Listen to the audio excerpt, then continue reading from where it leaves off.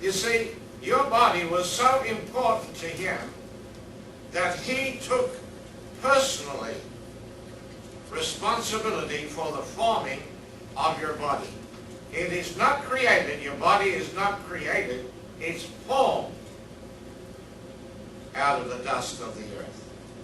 But it was your Heavenly Father that brought it together. That means if he formed your body, he owns it.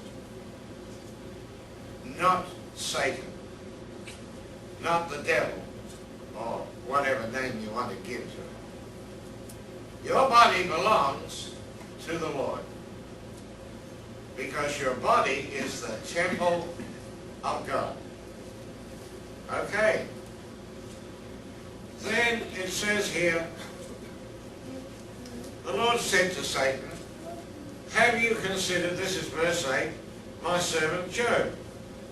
There's none like him in the earth, a perfect and upright man, one that fears God and has nothing to do with evil. And Satan answered the Lord and said, does Job fear you for nothing? Come on. Anybody that loves you, God, anybody that really trusts you and gives their life over to you, there's got to be a kickback here somewhere. They're going to be getting something out of this or they would not do it. That's what Satan is saying. And he says in verse 10, you made a hedge around him. See, he's a Christian. And so you built a fence around him. And you said, you know, the dogs can't get in. And the enemy can't get in. He's built a fence. And Satan says, you see, that's why he hasn't had any problems. That's why he's so wonderful. But Satan says, but, verse 11, put forth your hand now and touch all that he has, and he'll curse you to your face. You didn't know that your carnal mind is more subtle than any beast of the field, did you? You thought this carnal mind was just a mind and, you know, you're in control of it. If you don't want to think a thought, you don't have to think it. And you want to think another thought, you can think it because, you know, you're in charge. You never realized, did you, that your carnal mind is more subtle than all the beasts of the field. And he's fooled every one of us. It has fooled every one of us, the carnal mind. So, this is the carnal mind speaking, see? Nobody trusts God for nothing. Anybody that really gives their life over to God, you know, there's got to be a kind of a sidekick coming back from this. Something. And the Lord said to Satan, verse 12, okay, everything that he owns is in your power. See, you have to get permission to do anything. God's in control. And Satan is simply a vessel in the hand of the Lord. Did you know that God told Adam in the garden, you can eat the fruit of all the trees in this garden, but there's one tree I don't want you to touch. The fruit of the tree of the knowledge of good and evil.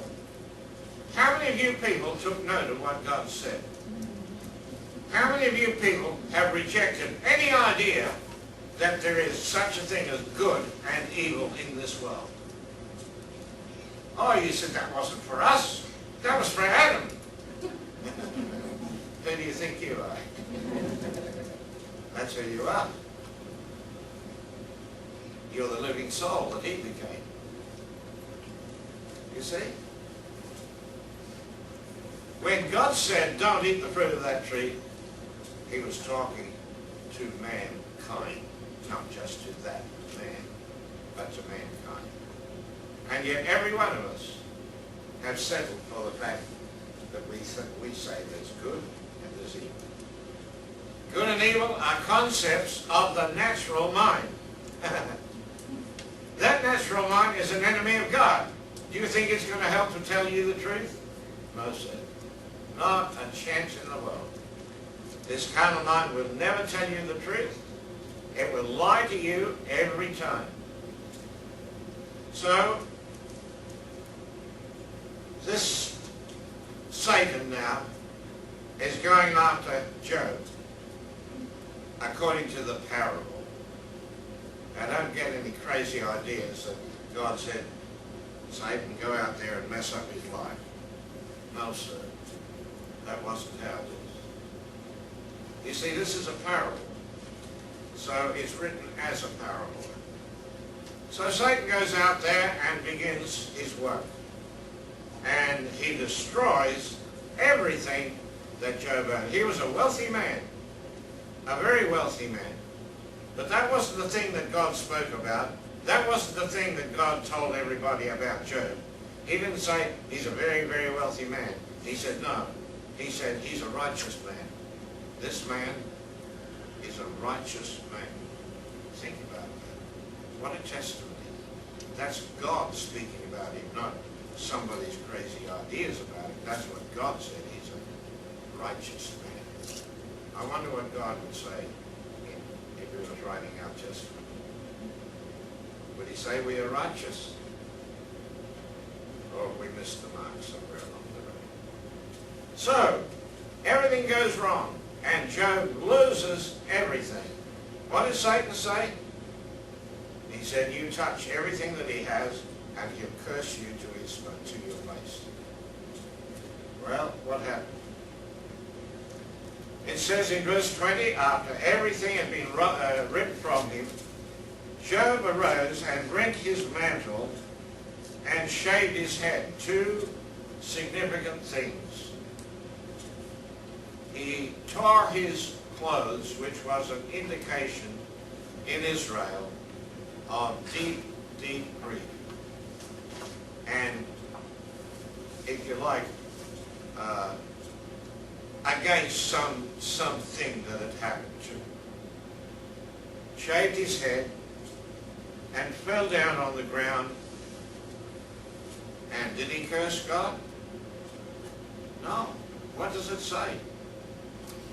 He worshipped God. Oh, Lord, help us here.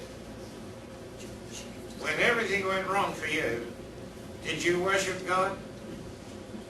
Or have you been crying into your cornflakes every morning? Oh, God, you know, Lord, I've got this terrible thing going on in me. Oh, what are you doing, Lord? What are you doing? I mean, Satan's just destroying me. Don't you care about me? Don't you love me? But see, Job never sinned with his lips. I had a lady, this has happened a number of times, that came to me and said, you know, my mother's been sick in hospital for so long, and you know, I prayed and asked the Lord to heal her, but the Lord never answered and he took her. Now, I said, well, what are you going to do now? Well, why does God do that? Why did God take her? Why didn't he heal? He could have healed her. You remember when Lazarus died? And Jesus went down, eventually down there, and Martha comes along. What does she say? Lord, if you'd been here, you know he would not have died. It's your fault.